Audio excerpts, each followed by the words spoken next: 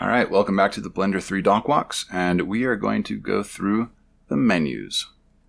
Okay, just a forewarning, this is kind of a lot of little things all at once, so don't get overwhelmed, don't get frustrated. We'll tackle each of the 5 menus, I believe, 6 menus, and as we continue to go through the Docwalks, a lot of the stuff, if this is your first time using Blender, will begin to make more and more sense, and we will definitely be revisiting them throughout the documentation. So yeah, just don't let this overwhelm you. Okay, so as you can see, we've got the app menu, which is this one right here, the little Blender insignia, file, edit, render, window, and help. And so let's get started. We're going to go up to the app menu. And this has four main items here. The first one is your splash screen, and that is just that. You click on that, it brings up the splash screen. We already went over this, so you already know what it all is. The next one is a similar sort of a window about Blender. This brings up some Blender information, so you have your Blender version here, the date of its release, the hash, this is its GitHub repo hash, which the branch also related to the Git repository. Blender is got the GPL, GNU stuff here.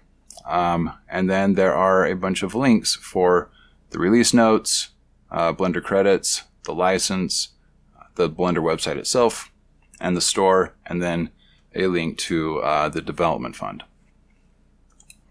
Okay, if we go back on up to the app menu, install application template. That is for exactly that, if you want to install a template. All right, and the system option, I think this is just for development stuff. I don't know that anybody would actually use.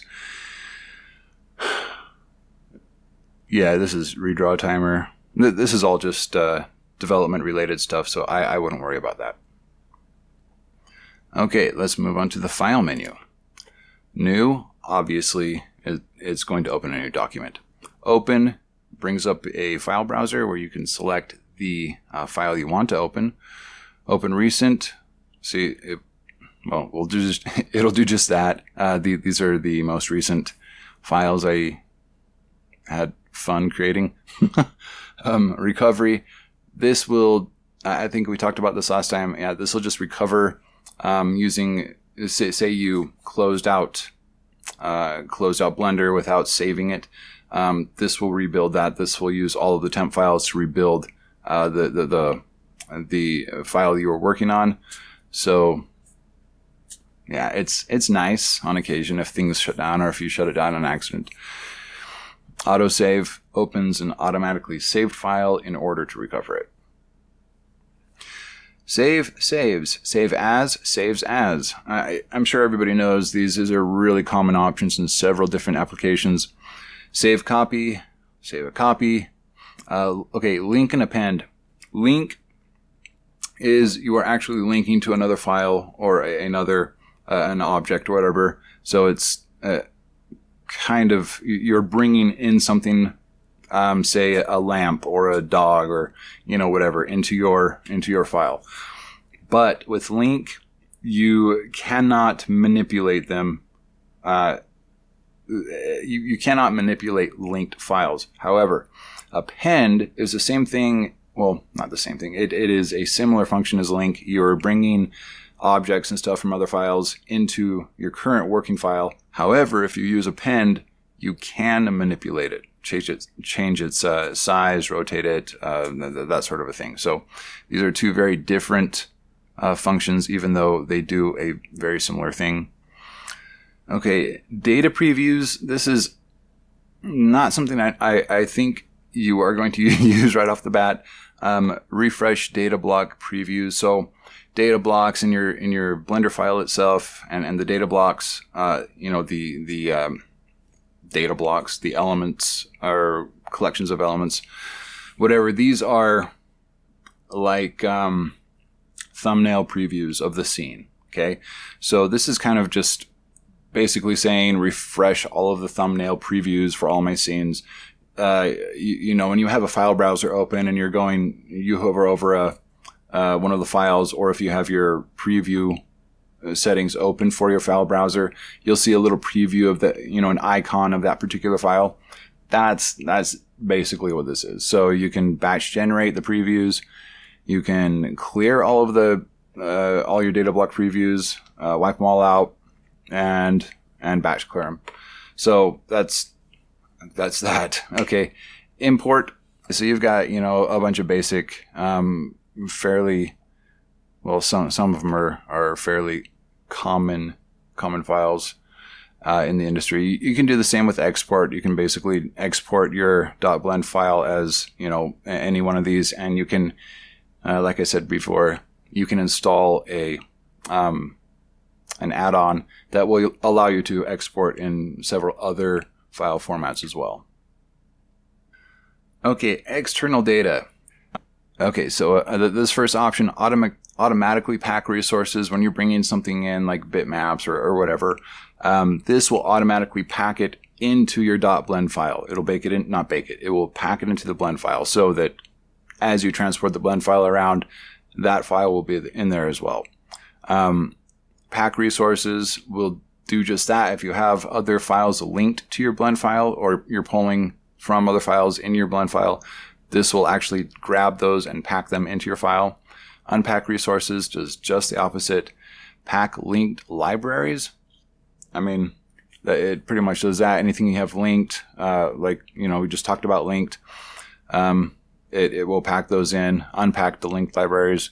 Make paths relative. Now these two are really going to depend on what you're doing and who you're working with and how you have your whole workflow set up. But make paths relative. That is going to make all the paths of all the files relative to Blender's root directory. I like to have my paths absolute. I'm often a solo worker. I don't usually have to work with other people. So for me, having absolute paths makes things far more stable. However, if you are working with a bunch of other people and there's some protocol in the works and there's different things that you have to do and different files that have to be kept on the network in a certain way, it's quite likely they're going to want you to make paths relative, depending on the setup that you guys have. Relative paths also makes it easier to be able to jump from machine to machine and grab certain files, if you do it right, without having to worry whether or not their absolute paths are going to match up. So I don't know. It really is circumstantial. It depends on what you guys are doing. Report missing files. If you click on that, it's going to bring up a kind of a log view that is going to tell you whether or not there are any missing files in your current working thing, the file you're working on. And then find missing files will bring up a browser or a file browser that will allow you to search for whichever files just happen to be missing. All right. So with cleanup, unused data blocks, that is basically any data blocks that your file has that you are not using. It will clean those out. Recursive unused data blocks, data blocks you are not using, may be using. So those two will also be cleaned out. Unused linked data blocks. Again, we're talking about linked libraries. Same thing, just with linked libraries. Recursive unused linked data blocks. Same thing, just with linked stuff. Unused local data blocks is just going to remove the unused data blocks within your particular file. And then recursive unused local data blocks. Again, the same thing, data blocks that the data blocks are using, blah, blah, blah. Okay. Defaults. Two options come up, save startup file. So if you go through and you organize your workspaces and you get everything tweaked the way you want it, save startup file is going to make it so that that template that you saved is going to be your startup template. That's how the app is going to open up for you. Load factory settings is going to basically revert that. It's just going to completely reload all the factory settings for the entire software. And then quit. Do I really need to explain what this does? Just kidding. That will quit Blender. All right, so that was a file menu. Let's go up to edit. Whoops. Okay, undo. Just like everything else, this is just going to undo the last your last action. Okay, undo history is just going to bring up a history, and you can kind of just go back to whatever. Since I really haven't done anything, there's not really a history here, but sure, let's go back to the original. Okay, repeat last, repeat history, same things, right? You're just repeating the last thing or checking out your repeat history. Adjust last operation will allow you to display the parameters for, as it says, the last action performed and tweak them. Menu search, that's just going to bring up your general search, right? I mean, okay. And rename active item. Whatever you have selected, like that's the cube, right? We will now call it the D cube. Sure, why not? Whatever. Now it is, you can see over here, it is now called the D cube. How fun. Okay, batch rename. You can batch rename objects, so that can be handy sometimes. And lock object modes. This is a tough one, and then we're not going to really go into what it does here because we're going to go into it much later when we start talking about rigging. But yeah, some people have a hard time with this. I myself was pretty frustrated with how this works, but yeah, we'll go over that later. And then preferences just brings up your preferences. Let's click those two guys on. Fresh installs are always fun. Okay, next menu item is render. Whoops. And this is going to render the image of, right, whatever your scene's got going on. Render animation will do also just that. It's going to render your animation and will automatically play it usually. Render audio, that's going to render the audio of the scene. View render, that's going to bring up the view window for the render that you just did. If you just ran render image, and view animation will bring up an animation view video or an animation view window for the render animation you just performed. Lock interface, this will lock interface during a render will lock up your interface so that it can allocate more memory to the rendering. That should be clicked on. All right, next menu item, window. New window. You know, new window. New main window.